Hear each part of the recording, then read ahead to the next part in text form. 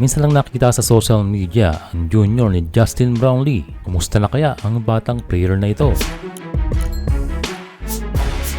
Ito si Justin Brownlee Jr. 2 years ago at makikitahan na ng potensyal and syempre with exclusive training sa kanyang ama. Yan ang kanyang advantage sa ibang bata dahil may kasama siyang mahusay na trainer at may napatunayan na sa basketball.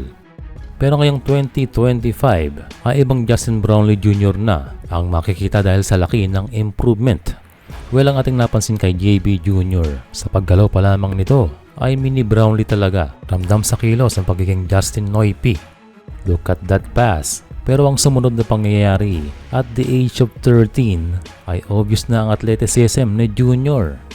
13 pa lamang ay nakakapag-dunk na. Sa isa niyang bio online, not sure if ito ay updated, listed noon at 5'7". Pero ngayong 2025, posibleng tumaas ng 2 inches. And I could jump really high, like John Morant. And so alam na natin kung kanino niya nire-relate ang kanyang jumping ability. Tila maagang mahihinog itong si JB Jr. dahil ngayon pa lamang ay ahead na ang laro nito sa iba niyang kasabayan.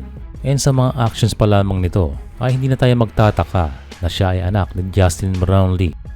At this early ay maganda na ang impresyon ng mga scouts. Dito kay JB Jr., pininpoint ang kanyang positional size or ibig sabihin na mayroong siyang height advantage kung saan position siya ilagay.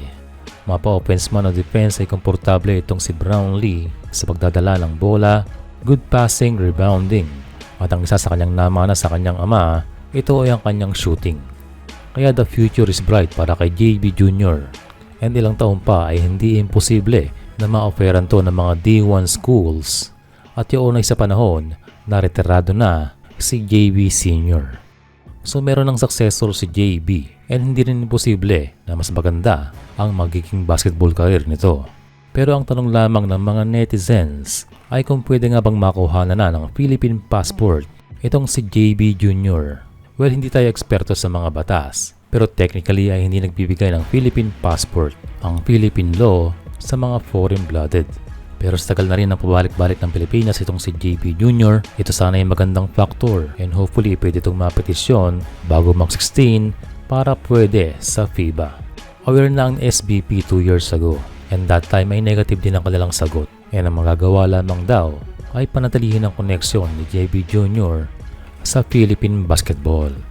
Sa ngayon ay meron pang 3 years bago mag-16 ang junior ni JB. And sana nga sa panahong yon ay mayroong pagkakataon na magawa ng paraan. Pero kung hindi man, ang mahalaga ay meron na siyang connection sa Pilipinas.